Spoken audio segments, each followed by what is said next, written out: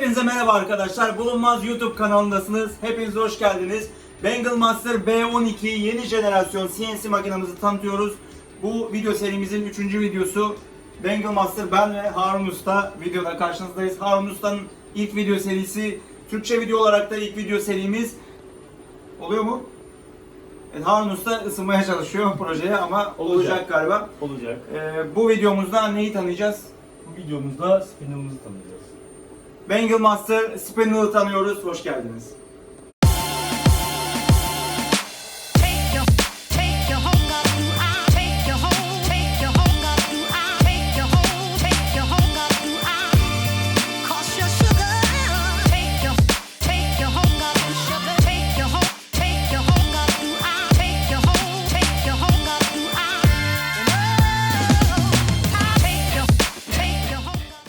Bu videoda Bengal Master kuyumcu CNC makinesinin spindle kısmını inceleyeceğiz. Spindle nedir?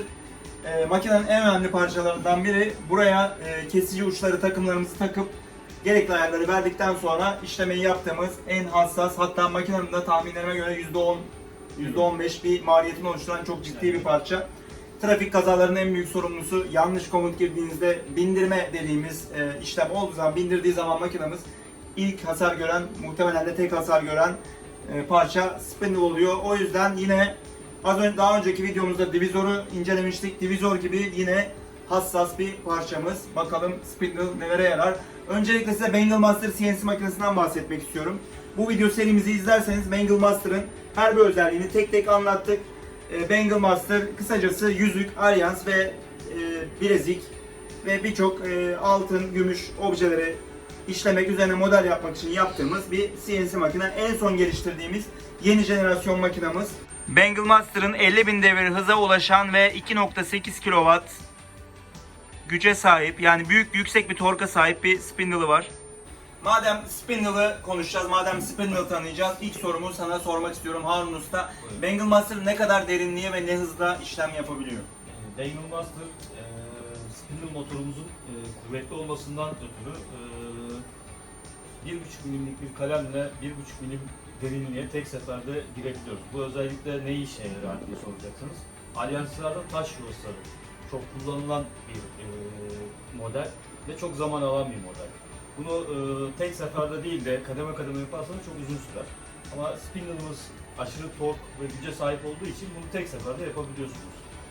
Hıza ihtiyacınız varsa, hızlı bir imalat yapmak istiyorsanız ve bu hız kaliteyi düşürmesin, yine kalemleri kırmadan rahat bir şekilde çalışmak istiyorsanız bu spindle gerçekten iyi bir tercih. Yine kalemler konusunda da bizim firmamız bu kalemleri gruba göre bazılarının üretimini, bazılarının ithalatını yapıyor. Bulunmaz.com adresini burada gördüğünüz web sitesine girerek ya da bizi hemen 0212 513 47 32 telefonumuzdan arayarak bütün bilgileri alabilirsiniz. Bütün kalemlerle ilgili geniş bilgi sahibi olabilirsiniz.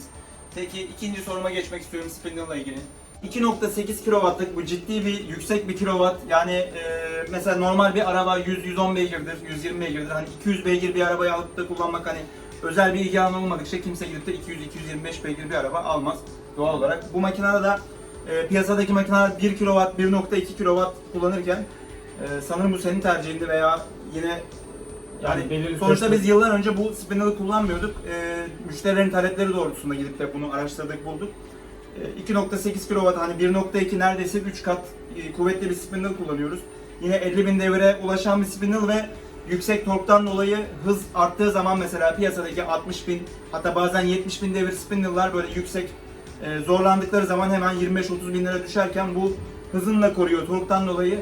Peki neden bu spindle'a gerek duyduk? Neden yani kısaca bize anlatır mısın neden bu kadar spindle'a gerek duyduk? yüksek Genelde bir güç kullanmalıyız? Müşteriler genelde model isterken zamana baktıkları için, yani bir alyans imalatçısı günde ne kadar fazla alyans imal edebilirini düşündüğü için biz de bunu ne kadar hızlandırabileceğimizi baktık.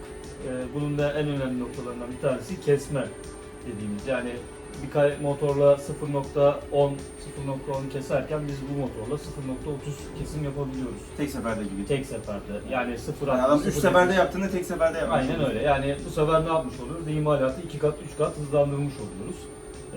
Çünkü çok ince kalemler kullanıldığı için makineyi çok hızlandırmaktan ziyade kesimi hızlandırmamız gerekiyordu. O yüzden böyle bir seçim yaptık. Ben size tercüme edeyim. Harun Usta vakit nakittir demek istiyor anladığım kadarıyla. Bu spindle'a koyarak hani peki bu spindle'ı kullanmak istemiyorum ben, hani böyle bir iddiam yok, ben çok küçük bir imalat yapıyorum ya da ben sadece oyma kesme, hani böyle çok derin hızımı kesen işlem yapmıyorum diyen insanlar için alternatif spindle'lar takmamız mümkün mü bu makineye? Bu soru sürpriz soru, videoda yoktu, metinde yoktu, hazırlıksız yakaladım, bakalım ne cevap verecek. Şimdi makinelerimizde müşteri taleplerine göre bazı değişiklikler yapabiliyoruz. O yönden sorunumuz yok. Yani bir sıkıntımız da yok.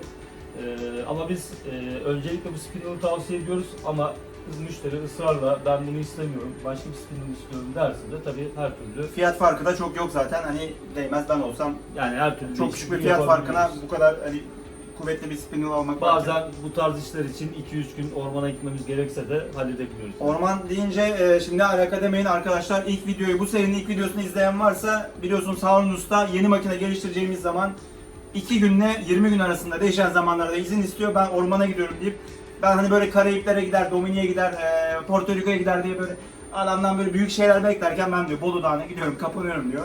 Güzel, ses de alamıyoruz. Aradığım zaman telefonda çekiyor, böyle bir güzelliği var. Aynen.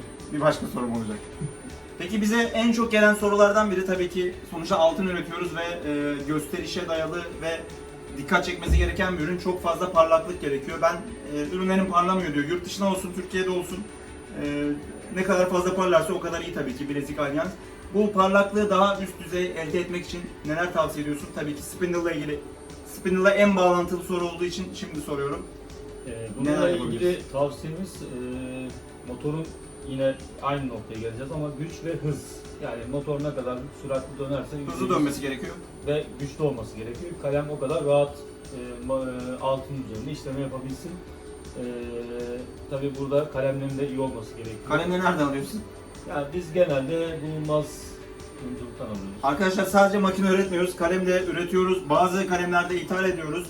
Parlaklık konusunda birçok seçeneğimiz var. CVD, monokristal, doğal elmas, çok fazla seçenek var.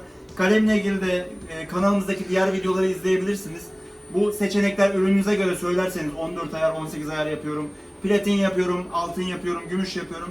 Buna göre farklı kalem seçeneklerimiz var ve hız, kalem, birçok şey kombine ederek en yüksek parlaklığı almanız mümkün. Kendimizi çok iddialı gördüm. Böyle rakamlar falan havada uçuyor, parlaklık olur, her şey olur, çok güzel pembe bir tablo çizdi. Ben bu pembe tabloyu, turuncu pembe tabloyu görmek istiyorum. Lütfen bize hangi model işleyebilir miyiz? Tabii. Spindle'la. Bir taş yuvası açacağız. Burada 3 ayrı işlemimiz var. Birinci işlemimizde 1,5 milim derinliğe tek seferde 1,5 kalemle delik deleceğiz. İkinci işlemimiz taş için yuva açacağız. Yine 1 milim derinliğe yine tek seferde işlem yapacağız. Üçüncü işlemimizde tırnak dediğimiz, yani taşların sıkıştırmasına yarayan tırnaklar için de 0,40 derinliğe buna 2 seferde gireceğiz. Gördüğünüz gibi 3 tane işlemden geçeceğiz. Bu demektir ki 3 tane farklı kalemle makine arka arkaya işlem yapacak ve üçü de biraz makinamızı zorlayacak hareketler. Hem spindle'ımızın performansını hem de bulunmaz kalemlerin performansını bu videoda biraz görmüş olacağız. Son olarak da bu etrafı, çerçevesini çizerek bu taş yeri alyansı bitirmiş olacağız.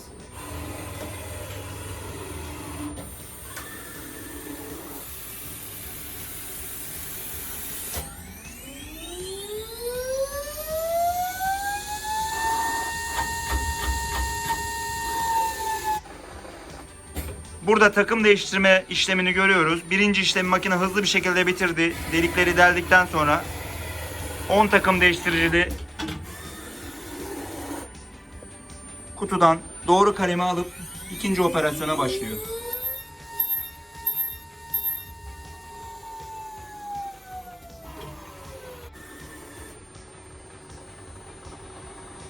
İlk iki işlemi makine hızlı bir şekilde bitirdi. Burada sadece 5 tane taş için yuva açmıştık. O yüzden size hızlı bir şekilde göstermek istedik. İkinci işlemi de bitirdikten sonra üçüncü takımı alıp makine otomatik olarak takımı değiştirdikten sonra son aşama olan çerçevesini, taşın çerçevesini burada bize bitiriyor.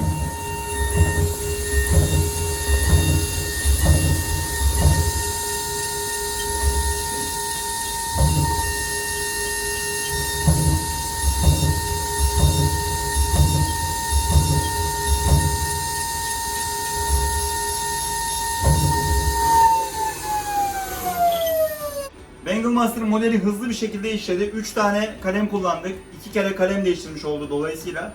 Buna rağmen bu yüzük yaklaşık 1,5 dakika içinde bitmiş oldu ki bu cidden yüksek bir rakam benzer modeller için. Görebilirsin sen de, yakından bakabilirsin. Beğendin mi? Yorum alayım. Yani gayet güzel, yüzeyi güzel. Süre olarak, kalite Süre olarak olarak nereden baksan normal şartların İyi değil mi? 1/3 kadar. Öyle söyleyeyim. Yani bu da az önce söylediklerimizin yani güçlü bir spinner kullanmamızın faydasını sık sık görüyoruz. yani niye böyle bir spinner kullandığımızın aslında Bazen bazı modeller için hiç gerek yok. Yani gerçekten 0-8 kW, 1 kW'lık zayıf spinnerlar bile örneğin tek ihtiyacımız olan yüzeyi böyle kısaca bir geçmekse çok da bu spinner'a ihtiyacımız yok ama tabii ki sonuçta altın imalatı yapıyoruz ve bize sık sık çeşit çeşit modeller geliyor. Daha derin kesme modeller geliyor.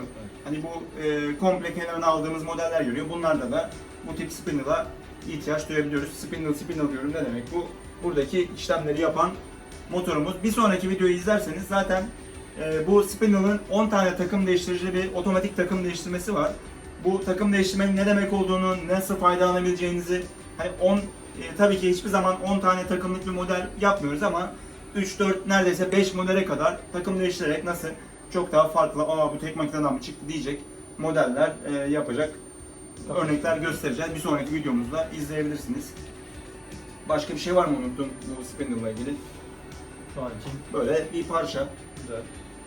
Arkadaşlar bu videomuzda bu Bengal Master B12 yeni jenerasyon makinamızın spindle motorunu inceledik. Bir sonraki videoda dediğim gibi otomatik takım değiştirmeyi ve bu takım değiştirmeden nasıl güzel modeller yapmak için faydalanabileceğinizi inceleyeceğiz. Bu videonun diğer serilerinde de Bengal Master'ın farklı özellikleri var. Aşağıdaki açıklamalara tıklayarak buradan diğer serinin tüm videolarının linklerini görebilir, hepsini izleyebilirsiniz. Çok teşekkür ediyorum bu videomuzu izlediğiniz için.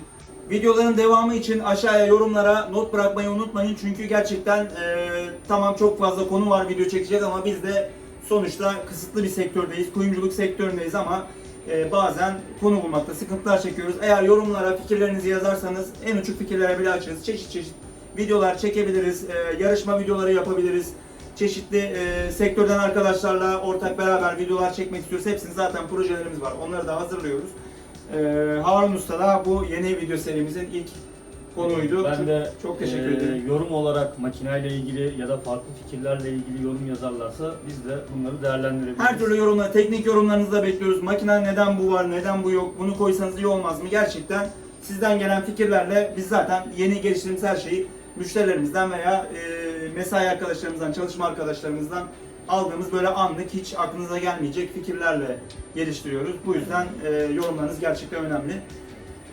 Teşekkür ederim sana. Ekstradan teşekkür ediyorum. Açtın kendini bu 3. videoda Harun Usta bambaşka bir hale geldi. Bir sonraki videoda görüşmek üzere. Hoşçakalın. Görüşmek üzere.